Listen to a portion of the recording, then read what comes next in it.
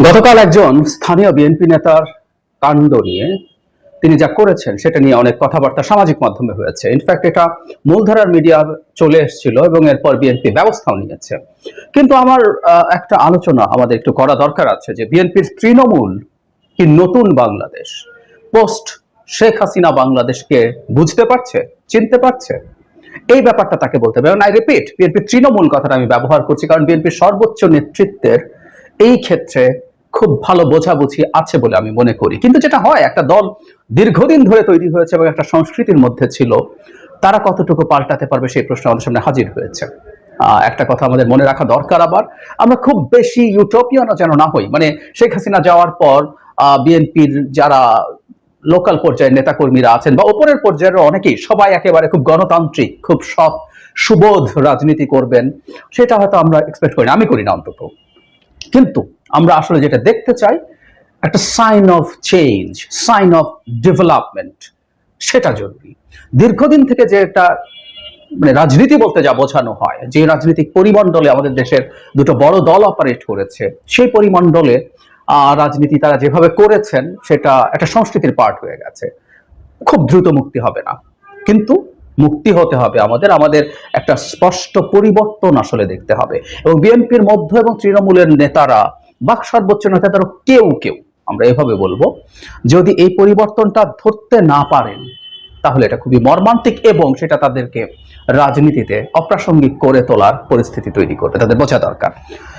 ঘটনা হচ্ছে, গতকাল নারায়ণগঞ্জের, ঢাকা নারায়ণগঞ্জের মধ্যে চলাচলকারী একটা বাসে একজন বিএনপি নেতা উঠেছিলেন। সেখানে একটা পর্যায়ে বাস ড্রাইভারের সাথে তার বেশ কিছু বিবাদ হয়, ঝগড়াঝাটি হয় এবং একটা জায়গায় গিয়ে তিনি তার লোকজনকে ওখানে উপস্থিত থাকতে বলেন, বিএনপি নেতার কথা বলছি। পরে সেখানে বাস থামিয়ে ড্রাইভারকে পেটানো হয়। শুধু সেটা না, বয়ান মতে এরকম পিটিয়ে কার্ড দিয়েছেন যে এটা আমি, মানে এবং তথ্য কথাবার্তা আছে যে কে পিটিয়েছে যেন দেখানো হয়। দ্যাট মিনস উনি ওনার, আমরা শাহজাহান ওমরের হ্যাডাম শব্দটা বলি না, উনি একটু হ্যাডাম দেখিয়েছেন, কোনো সন্দেহ নেই। সো আমরা এই পর্যন্ত ছিল, কিন্তু এই জিনিসটা আসলে প্রকাশ্যে আসলো যে কারণে, সেটা নিয়েও আমাদের কিছু আলোচনা আছে, কথা আছে। মিনহাজ নামে একজন কোনো কোনো জায়গায় সাংবাদিক লিখেছেন, হ্যাঁ মিনহাজকে আমি ব্যক্তিগতভাবে চিনি, মিনহাজ সাংবাদিক বললে কম বলা হয়। মিনহাজ অত্যন্ত গুরুত্বপূর্ণ, অতি গুরুত্বপূর্ণ একটা কাজ করেন। আমাদের হাতে গোনা কয়েকজন মানুষ যারা ফ্যাক্ট চেকিং এর সাথে জড়িত, মিনহাজ সেটার সাথে জড়িত আছেন, খুবই খুবই গুরুত্বপূর্ণ কাজ করেন। তো মিনহাজ ওই যখন ড্রাইভারকে যখন পেটানো হচ্ছে তখন তিনি বাধা দিতে যান। বাধা দিতে যাওয়ার পরে মিনহাজকেও কিছু আঘাত করা হয়। মিনহাজ পরবর্তীতে এটা ফেসবুকে জানান এবং ঘটনাটা এইরকম যে এটা জানাজানি হয়ে যাওয়ার পর, পত্রিকায় আসার পর, বিএনপির ওই নেতা মিনহাজকে ফোন করে দুঃখ প্রকাশ করেন এবং তিনি সাংবাদিক, আমি ধারণা করি এই কারণেই তিনি দুঃখ প্রকাশ করেন। কিন্তু মিনহাজ রাইটলি, উনি ওনার ফেসবুকে লিখেছেন, আমি এগুলো দেখলাম, উনি আমার ফেসবুক কানেক্টেড আছেন, যে খুবই রাইটলি বলেছেন যে এটা মিনহাজ নন, বাট জাস্ট একজন সাধারণ মানুষ যদি বাধা দিতে যায়, তাকেও তার সামনে, নেতার সামনে তার কর্মীরা পেটাবে কেন? আমরা একটু পড়ি। ড্রাইভার বলছেন, যানজট থেকে বারবার ব্রেক কষা, যাত্রীরা বিরক্ত হচ্ছিলেন, কিছু করার ছিল না, ধমক দিতে থাকেন। তারপরে যখন ওই যে একটা জায়গায় দেখে নেওয়ার হুমকি দেন, গাড়ি ভাঙচুর করে, আমাকে মারধর করে, আমি হাতে পায়ে ধরে ক্ষমা চাইলে আমাকে ছেড়ে দেয়, যাওয়ার আগে তার একটি ভিজিটিং কার্ডও আমাকে ধরিয়ে দেন। যিনি নেতার অনুসারীরা তাকে পিটিয়েছেন, ওই যে মিনহাজ আমানের কথা আমার বলছেন যে যাত্রীরা বিরক্ত ছিল, সব যাত্রীরাই বিরক্ত ছিল এবং মিনহাজ তার ফেসবুকে লিখেছেন ড্রাইভার আসলেও মিসবিহেভ করছিল, এটাও ভুল না। এখানে যিনি পিটিয়েছেন ইকবাল হোসেন, তিনি, আমি ডেইলি স্টার থেকে পড়ছি, এখানে পারে অন্য একটি গণমাধ্যম তারা উল্লেখ করেনি, সেখানে বলছেন গাড়ি চালক খুব বাজেভাবে গাড়ি চালাচ্ছিল, আমি তাকে সাবধান করে এসে আমাকে বলে আপনি এসে গাড়ি চালান। আমি সানার পাড়ে গিয়ে ব্যবস্থা নেওয়ার কথা বলে চালক জবাব দেয়, এমন ফাপড় অনেকেই দেয়। আমি তখন ফোনে আমার লোকজনকে সানার পাড় থাকতে বলি, ভাবনা ছিল চালককে কান ধরে উঠবস করিয়ে ছেড়ে দেব। আমি কিছু করার আগে আমার লোকজন চালককে মারধর করে, তখন চালক নিজে না পরিচয় দিচ্ছিল, তখন আমি আমার ভিজিটিং কার্ড দিয়ে পরিচয় দিয়েছি। ওই গণমাধ্যমকে তিনি আরো বলেন, ভুলবশত তার লোকজন একজন যাত্রীর গায়ে হাত দিয়েছেন, বিষয়টির জন্য তিনি ওই যাত্রীর কাছে ক্ষমা চেয়েছেন। যেমন এখানেই অলরেডি আছে যে বাসগুলো চলছে, এগুলো অলরেডি বিএনপির নেতাদের নিয়ন্ত্রণে চলে গেছে। আমরা সেই প্রসঙ্গে পরে আসছি। আমরা যারা ইকবাল বিএনপি নেতা যিনি এই কাজটার সাথে জড়িত তার ব্যাখ্যা খেয়াল করি। তিনি ক্ষুব্ধ হয়েছেন, তিনি তারা লোক থাকতে বলেছেন এবং উনি ভেবেছিলেন ওনার ভাষা মতে ড্রাইভারকে কান ধরে উঠবস করে ছাড়িয়ে দেবেন, কিন্তু তার লোকজন ড্রাইভারকে পেটানো শুরু করে। আচ্ছা, আমরা এমনি ভাবি উনি যদি সত্যি কান ধরে উঠবস করাতে চান, উনি কি এটা পারেন?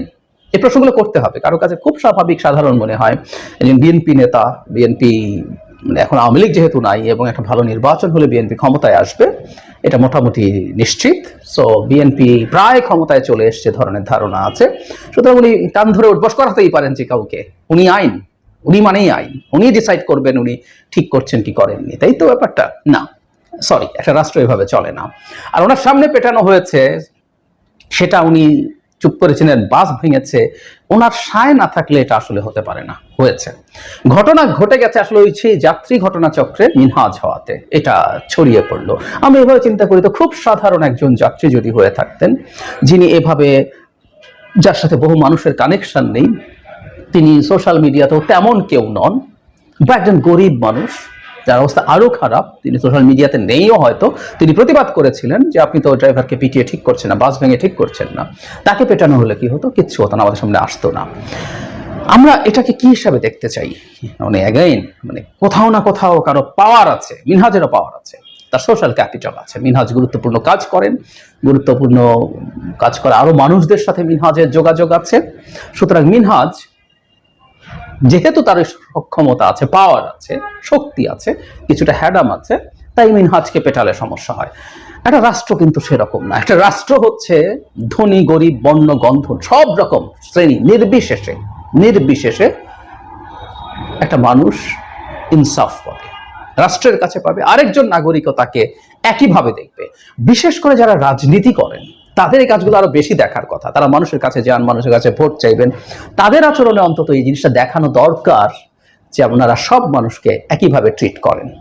ড্রাইভার হলে পিটিয়ে দেয়া যায়, বা যাত্রী যদি যে কেউ হতো পিটিয়ে দেয়া যায়, অন্য যাত্রী হলে ক্ষমা চাওয়া যাবে না, একজন সাংবাদিক হলে তাকে ক্ষমা চাওয়া যাবে, এই ব্যাপারগুলো এভাবে দেখা যাবে না। আমরা দেখেছি এরপর বিএনপির আমরা সর্বোচ্চ পর্যায়ের নেতৃত্ব সম্পর্কে যে কথাটা বলছিলাম, আমরা শেখ হাসিনার পতন এবং পালিয়ে যাওয়ার পর থেকে বহু ক্ষেত্রেই দেখেছি যেখানে বিএনপির লোকজন কোথাও না কোথাও এ ধরনের সমস্যায় জড়িয়েছে, তাদেরকে বহিষ্কার করা হয়েছে। শুধু তা না, কেন্দ্রীয় সম্পাদক পর্যায়ের মানুষদের বিরুদ্ধেও ব্যবস্থা নেওয়া হয়েছে। সুতরাং বিএনপির সর্বোচ্চ নেতৃত্ব এই পরিবর্তনটা ধরতে পারছেন, তারা এটার সাথে এটা তাদেরকে ইমপ্লিমেন্ট করার চেষ্টা করছেন। এবং আমি এটাও মানি যে বছরের পর বছর যে ধরনের লোকজনকে নিয়ে তারা রাজনীতি করেছেন, তাদের সবাইকে একসাথে নিয়ে আনা যাবে না। কিন্তু একটা কথা বিএনপিকে মনে রাখতে হবে, এবং বিএনপি শুধুমাত্র এই ব্যবস্থা নিয়ে পারবে কিনা সেটা তাদের বুঝতে হবে। ডেটারেন্ট, আপনি শাস্তি দেবেন, পদ থেকে সরিয়ে দেবেন, এই ডেটারেন্ট দিয়ে খুব কাজ করবে কিনা? আপনি ট্রুলি অনেকগুলো পদক্ষেপ নেওয়ার পরও, শত শত মানুষের বিরুদ্ধে ব্যবস্থা নেওয়া হয়েছে, নেওয়ার পরও এগুলো খুব ভালো এফেক্টিভলি কাজ করছে না। আমি মনে করি বিএনপির সেন্ট্রাল যে নেতৃত্ব আছেন তাদের, আমার মনে হয় তাদের নেতাকর্মীদের কাছে আলোচনার মাধ্যমে বার্তা দেয়া, আলোচনার মাধ্যমে তাদেরকে এই মোটিভেশন দেয়া যে রাজনীতি আগে যা করেছে, বিএনপিও শতভাগ শুদ্ধ রাজনীতি করেনি, কেউ করেনি। সুতরাং সে যে ভুল রাজনীতি আগে করেছে, আগে বিএনপি ক্ষমতায় থাকাকালীন সময় যেসব ভুল ভ্রান্তি করেছে, এই যে ক্ষমতাসীন দলের এক ধরনের হ্যাডাম আছে, এই জিনিসগুলো বিএনপি যেন না দেখায়, এই বার্তাটা খুব স্পষ্টভাবে, এবং কাউন্সেলিং তাদের বোঝাতে হবে যে রাজনীতি করতে হলে এভাবেই করতে হবে ভবিষ্যতে বাংলাদেশে। এবং এটা শুধুমাত্র বহিষ্কারে যাতে আটকে না থাকে, বিএনপির উচিত হবে তাদেরকে আইনের আওতায় যাতে আনা হয়। এক্ষেত্রেও বিএনপির আন্তরিকতা আছে। আমি দেখেছি বহুবার তারা তাদের জায়গা থেকে বলেছেন যারা ক্রাইম করছেন সরকার যেন তাদের বিরুদ্ধে ব্যবস্থা নেন। বিএনপির দিক থেকে এটা আমি দেখেছি। কিন্তু আমার মনে হয় কোনো কোনো ক্ষেত্রে তাদের এক্সাম্পলারি যে তারা যারা ভুক্তভোগী তাদেরকে মোটিভেট করে মামলা করিয়ে এই ব্যাপারে যাতে ব্যবস্থা নেওয়া হয়, এরকম কিছু কাজও তাদের করতে হবে। এই ক্রিমিনাল অফেন্সগুলো যাতে না হয়, এবং বিএনপি তার নিজের লোকজনকেও এই ধরনের পদক্ষেপের মধ্যে নিচ্ছেন, এটাও জনগণকে একটা ভালো বার্তা দেবে, আর নেতাকর্মীদেরকে তো সতর্ক করবে। কিন্তু আমি সবসময় কখনো এই শাস্তির বা বিচারের ক্ষেত্রে যে বিচার করলে শাস্তি দিলে যে সবকিছু হয়ে যাবে তা না, একটা সংস্কৃতির পরিবর্তন দরকার আছে। বিএনপি যাতে এই পরিশ্রম সাধ্য কাজটা করে, বহিষ্কার করা বা মামলা করা যদি করেও তারা তাদের দিক থেকে, সেটাও খুব মানে ওটা সহজ কাজ, বরং কঠিন কাজ হচ্ছে সংস্কৃতি পরিবর্তনের চেষ্টা করা। তার জন্য ক্রমাগত কন্টিনিউয়াসলি কথা বলে যাওয়া, কন্টিনিউয়াসলি বার্তা পৌঁছে দেওয়া দলের সব পর্যায়ে, এটা কঠিন কাজ। বিএনপির লোকজন বহু জায়গায় এখনো এই ধরনের অভিযুক্ত। এটা তো বল প্রয়োগের অভিযোগ, কোনো জায়গায় চাঁদাবাজি, কোনো জায়গায় দখলদারি। যেমন এই যে পরিবহনের কথা বলা হচ্ছে, পরিবহন সেক্টরে জাস্ট ব্যক্তি পাল্টে গেছে, একদম একই রকম রয়ে গেছে, বিভিন্ন পত্রপত্রিকায় এই নিউজ আসছে। সো সবকিছু নিয়ে বিএনপির আসলে কাজ করতে হবে। আর আমি আমাদের প্রতিও যেটা বলবো, অনেকে আবার হাই হাই করেন যে কি হলো, বিএনপি এসে তো সব এই করে ফেলবে। তাদের প্রতি আমার আহ্বান হচ্ছে, আমরা যেন একটু প্র্যাগম্যাটিক থাকি, একটু প্র্যাকটিক্যাল থাকি। যে বাংলাদেশ আমরা ছিলাম, যে বাংলাদেশে আমরা ছিলাম, এবং শেখ হাসিনা বাংলাদেশটাকে যে জায়গায় নিয়ে গেছেন, সেখানে বিএনপি এসেও অতি সদিচ্ছা তাদের সর্বোচ্চ পর্যায়ে থাকলেও রাতারাতি পরিবর্তন হবে না।